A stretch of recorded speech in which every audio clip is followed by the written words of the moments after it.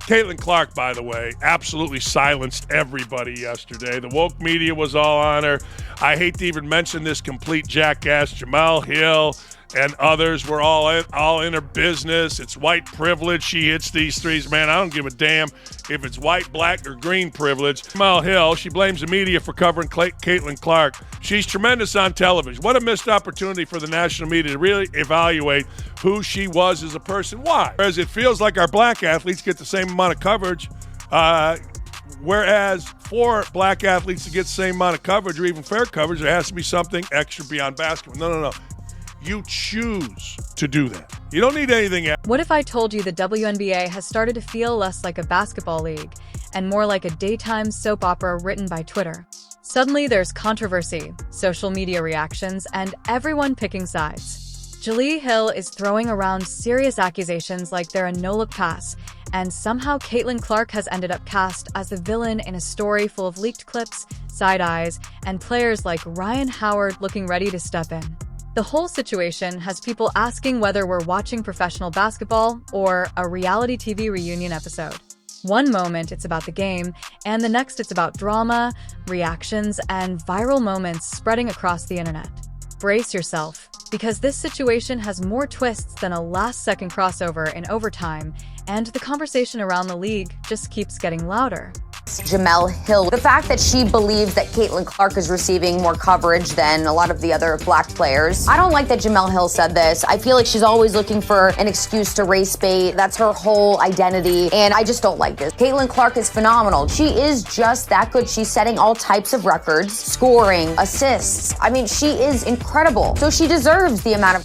Oh, great. Just when people thought the WNBA couldn't add any more drama to Caitlin Clark's rookie season without the whole thing exploding like a shaken soda can, another moment appears. Now the attention shifts to a tense exchange between Indiana Fever star and Atlanta Dream's Rhyne Howard.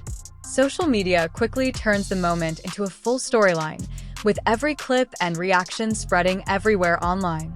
Instead of just focusing on basketball, fans start treating it like a dramatic episode playing out in real time. At this point, it almost feels less like a normal game and more like a sports drama, where every small moment becomes a major headline. Well, guess what? One of the master race baiters from the world of sports, if you still want to say she's involved in the world of sports, is back at it again. I'm talking about Jamel Hill, who is one of the integral reasons why Around the Horn no longer exists on ESPN. The latest episode of Who Can Knock Down Caitlin Clark Without Getting Ejected just aired on a hardwood court somewhere in America, and the internet, always calm and reasonable, immediately started a totally polite and thoughtful debate about it. Just kidding. Social media lit the whole thing on fire and threw it straight into a volcano. Person that's been definitely weighing in on this Caitlin Clark drama has been Jamel Hill. This is season 2 of Caitlin Clark and the Fever, and now we have a new Jamel Hill rant. She is one person that's been pretty vocal about everything. The Angel Reese situation, now this Rhyne Howard thing, which I thought was not a big deal whatsoever. Reported on it yesterday. She did kind of get into Caitlin Clark's head, kind of psyched her out. I believe that's why Caitlin Clark played so bad. But some new footage has emerged of the incident. So what actually happened this time? Just a casual sideline moment where Rhyne Howard stepped right up to Caitlin Clark and guarded her like it was a full-blown security detail, pressing her as if she was trying to get state secrets. Then came the line everyone is talking about, caught on a microphone, or maybe just decoded by millions of internet lip readers. I'm not scared of you, and you're in Atlanta. Caitlin Clark taking it back, and you can see the hold there. Then Rhyne Howard doesn't like that. And there's some words between the two players as Naz Hillman quickly comes over and gets her bestie out of the scuffle. Which, if you're wondering, is basically the WNBA version of slapping someone across the face with a velvet glove in 18th century France. Pistols at dawn, anyone? And just when the smoke hadn't even settled from that spicy exchange, here comes Jamel Hill sliding straight into the chaos, with all the subtlety of a wrecking ball soaked in lighter fluid. According to Hill, everyone should relax because this is just competition, you know, the kind that apparently includes body checks, intentional bumps, and a little psychological warfare on the side. We're going to be talking about something that was an interesting one. It was a really, really interesting one, and it was the kind of interactions between Rhyne Howard and Caitlin Clark. And if we're going to be honest, Rhyne Howard 100% got the better. Rhyne Howard, no ifs, ands, or buts about it, got the better of Caitlin Clark today on both ends of the floor. But these were some hilarious responses. So Caitlin Clark and Rhyne Howard get into it here. So Rhyne Howard he was fouling Caitlin Clark the whole game, and is going into Caitlin Clark coming back to Rhyne Howard. I'm not scared of you. Apparently, Caitlin Clark isn't being targeted. She's just going through character development. Sure, if by character development you mean getting bumped, elbowed, and guarded like she stole someone's lunch money every other possession. But don't worry, some say it's not about race, except now the conversation suddenly hints that it might be, suggesting Clark's popularity and the attention around her could have racial undertones. The argument is that people only care because she's white, not because she's the face of a league that desperately needs viewers and is getting defended like a running back every night. Supporters of that take applauded it online, acting like it solved the whole debate. Meanwhile, many fans who've watched the games just kept asking the same question: are we all watching the same league? Or are people just throwing out hot takes for the internet? The post from Brittany Griner, and I don't. One thing I don't understand is that, like, there is some kind of flimsy evidence, I guess. Like, we're not lip readers. We're not lip readers. She probably says trash. Like, it sounds like she has said. It looks like what it apparently says is effing. But let's pause for a second and look at the absolutely wild reality we're living in. Caitlin Clark might be the only player on earth who can drop 30 points and still somehow get blamed for breathing too loudly near another player. And then there's the coaching side of it. If you think this is just players going rogue with WWE-style defense, think again. Some game plans look like they're drawn up with one mission: pressure Clark every second she touches the ball. The strategy is simple: slow down Caitlin Clark and you slow down the entire Indiana Fever. And maybe, just maybe, you grab a few seconds of national highlights before the broadcast moves on. But let's be honest, sometimes it looks less like tough defense and more like chaos on a basketball court. One moment she's bringing the ball up the floor, the next she's tangled up in traffic like the play turned into an action scene. That should be celebrated, and it's because of Caitlin Clark. Don't get it twisted. Don't get it Caitlin Clark. Don't get it twisted. Don't get it fucked up. Caitlin Clark is the reason why a lot of great things is going to happen for the WNBA. What's your opinion if they want your opinion, man, early on, because everybody is looking for you to say anything, and they're going to splice it and cut it and make it a negative thing. And I think for her, the one thing that I love that she's bringing to her sport, more people want to watch. More people want to tune in. I saw for the first time that they had a chartered plane. And yet, somehow, every time a player body checks Caitlin Clark into next week, the media shrugs and says, "Meh, that's just basketball." Really? Because in my basketball experience, no one had to wear a mouthguard just to avoid biting their own tongue during a headlock. It's gotten so ridiculous that Caitlin probably checks under her bed for defenders before going to sleep. And let's not forget the Kennedy Carter incident. Nothing screams normal basketball contact like barreling into someone's back at warp speed out of pure hostility. It wasn't defense. It was pent-up Twitter rage brought to life. Now it's Rhyne Howard's turn. Another chapter in the saga of pretending this is hustle when it's actually a mugging. And the cherry on top? Jamal Hill retweeting the chaos and lecturing fans like she's the WNBA Supreme Court, telling everyone, "Calm down, peasants. This is competition. It's spirited aggression, not targeted." Meanwhile, Clark is out there getting cross-checked like she owes someone child support. That's not just basketball, repeatedly targeting the league's most marketable player as if she's wearing a jersey saying, "Please tackle me." I enjoy it. If Caitlin Clark were a Disney princess, every other player would be the evil stepsister scheming to steal her shoes and push her down the stairs. was a rough night for Caitlin Clark and the Indiana Fever. Last night, she only scored 3 points in a blowout loss to the New York Liberty. But it was a game on Saturday between the Fever and the Chicago Sky that had a lot of people talking. Fans were so hyped for Caitlin, Angel Reese, and Camila Cardoso to all be back on the same court. However, the moment that made headlines, this right here, the hard foul involving Clark and the WNBA leadership? Oh, they're doing a fantastic job standing up for player safety. By fantastic, I mean they're hiding under their desks, praying the ratings don't tank if Clark decides to play overseas next season. You know, where basketball is actually played with, get this, rules. And let's talk about the league's leadership again, shall we? Where is the WNBA commissioner? Probably meditating in a soundproof tank, while Caitlin Clark is out there navigating what feels like a battlefield. If you listen closely, you can almost hear the silence of leadership in Dolby Atmos. Now, I know some of you are thinking, well, she asked for it. She's popular. Oh, okay. So being famous automatically makes it open season? Better tell Beyoncé to start watching out for elbow drops at her next concert. Clark didn't crown herself the face of the WNBA. The league did, the networks did, the fans did. And now she's being treated like she tried to cheat on American Gladiators. She's basically become the Hunger Games tribute of women's basketball.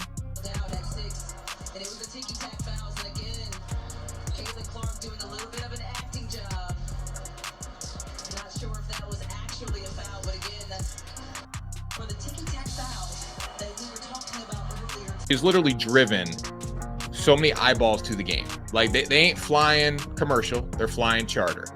They're gonna make more money. They're playing on ESPN consistently. People are actually talking about it. Now they talk about it through the vein of Caitlin Clark. You're never going to hear a topic on ESPN discussed that doesn't involve Caitlin Clark somehow. And let's not ignore the fact that this let's beat her into submission strategy is probably the dumbest idea since someone decided to reboot Cats. You think it's going to work long term? Spoiler alert, it won't. Because if Caitlin Clark gets injured or, worse, walks away, then congratulations. You just lost your golden goose and handed her to the EuroLeague, where she'll be scoring 50 points per game while sipping espresso and being defended with actual basketball skills. And here's the part the WNBA should really worry about. Clark takes millions of fans with her. The same fans who finally found the WNBA interesting, engaging, and marketable. The same fans who bought tickets, jerseys, and ESPN Plus subscriptions just to watch her get body slammed like it's WrestleMania Rookie Edition. If she walks, it's not just a player leaving, it's a mass exodus. The WNBA will be left wondering where all the cameras went while trying to promote a double overtime nail-biter between Connecticut and Chicago that gets fewer views than a cooking tutorial for toast. And look, this isn't about protecting Clark because she's a princess. It's about not normalizing assault as a defensive tactic. This isn't hockey. You don't need to fight someone every time they hit a three-pointer. Caitlin Clark's treatment by other players on the court is just getting to be egregious. Because as we saw Trinity Carter, she hip-checked Caitlin Clark from behind. At the same time calling her the B word. You could see Angel Reese over on the sideline cheering. This is treatment that Caitlin Clark is receiving for very specific reasons. I think we really need to focus on the race part of all of this because I do believe that if Caitlin Clark were this amazing and she were not white, nobody would have an issue with it. They probably would be propping her up, celebrating her greatness. And another question that I keep asking myself when reading the coverage on this is what would happen if the roles were... We're not saying Clark shouldn't be challenged, she should. She's a pro athlete. But there's a difference between competitive fire and a full-blown vendetta. What we're seeing now isn't defense. It's a contact sport plus a personal grudge minus the whistles. And the most ironic part? Clark probably doesn't even want the protection. She's out there playing her guts out, not flopping for sympathy. But that doesn't mean she should be used as a punching bag for every frustrated guard with a chip on her shoulder and a Twitter beef to settle. The saddest part is, I can't even imagine this is fun for her anymore. Every game feels like a countdown to the next incident, the next altercation, the next ridiculous hot take about how she brings it on herself. It's absurd. The players are acting like they're being paid per shove. The coaches like Sun Tzu wrote their playbook, and the league is acting like it'll all sort itself out once the playoffs roll around. Newsflash. It won't. Not unless the WNBA grows a spine, disciplines the nonsense, and starts treating its stars like assets instead of cannon fodder. One other thing I did want to talk about was the commentary, where it was slightly adversarial, kind of to the viewer and a little bit, I would say, to the WNBA. They were pounding heavy that this is how the women want to be treated. Unrivaled has gone above and beyond with the amenities for the players, down to having estheticians there. Of course, they have childcare options. They have, the gym, for complete first-class facilities in every aspect. And this has been, something that the players have really celebrated, and it seems like it's a directive from, the league. Until then, enjoy the chaos. Episode 9 of Who Assaulted Caitlin Clark Today premieres next week, sponsored by Advil, bandages, and blind referees. Stay tuned, or don't, because if this keeps up, Caitlin might be tuning out for all of us. Here we are, smack dab in the center of what appears to be the WNBA's version of a political thriller, complete with locker room espionage, sideline surveillance, and a superstar being hunted like she's the last golden goose at a bankrupt farm. Except this time, the goose talks back, drains threes from the logo, and is apparently guilty of existing too loudly. Let's be clear, this whole thing has gone from basketball to bizarre faster than a technical foul on a bad call. Somewhere between Caitlin Clark's jump shot and Ryan Howard's defensive death stare, this stopped being about the game and turned into a Shakespearean drama about race, status, power, and whether a rookie is allowed to dribble in peace without catching a flying forearm to the solar plexus. Apparently, if Caitlin Clark so much as breathes too hard near a defender, the WNBA transforms into a gladiator pit. But when she claps back with some spicy sideline energy, oh no, now it's a racial controversy, and suddenly PhDs in sociology are logging into Twitter to diagnose microaggressions between layups. Caitlin Clark had another, whatever you want to call it, confrontation in a WNBA game. Like, why is this happening? The Caitlin Clark phenomenon is one that I got wrong. I never really thought that Caitlin Clark would make the difference that she has in college basketball or in the WNBA. What other sports analogies are out there that are in any way similar to the impact that one individual has had on a larger sporting unit? And then enters Jamali Hill, swinging her trademark hammer of hot takes with all the subtlety of a wrecking ball in a china shop. According to her, this is all just sports, just healthy competition. Nothing to see here. Move along. Keep your hands and logic inside the ride. Except here's the thing.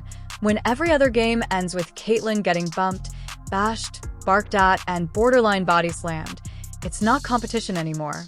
It's a scavenger hunt for her ACL. Now, let's pivot to the real tragedy in all this. Who on earth still thinks this is fun for Caitlin Clark? She came into the league with the promise of changing women's basketball, and instead she's been handed a front row seat to a full-blown hazing ritual. At this point, I wouldn't be surprised if her welcome gift from the league office was a Kevlar vest and a waiver form. Because let's be real, this isn't just physical defense. It's targeted warfare. Some of these teams are treating guarding Caitlin Clark like it's a quest from Game of Thrones. Defeat the chosen one and inherit the throne of relevance. Coaches are drawing up defensive plays like the CIA. You sweep the leg, you block her with your entire body weight, you stare at her menacingly while pretending it's just part of your defensive stance. Rhyne Howard of the Atlanta Dream, she got in the face and tried to go after Caitlin Clark. Now, to Caitlin Clark's credit, she turned around and looked at her and said, "You don't scare me. You don't scare me." Caitlin Clark's getting fed up. And that's good. We know she put about 10 pounds of muscle on in the offseason. But nonetheless, these people want to try to tell you this is not about race? Stop the nonsense. And what's the WNBA doing about it? Yes. Absolutely nothing. Maybe they're too busy planning another welcome women brunch. Because let's face it, when your league's biggest draw is getting targeted like she owes someone rent, maybe it's time for leadership to do more than post passive-aggressive tweets about letting the players play. But sure, let's keep pretending this is all normal. The generational talent can't go a single quarter without being elbowed into the popcorn vendor, and we're supposed to nod and say it's just good defense. At this rate, Caitlyn's going to need a bodyguard and a therapist before the All-Star.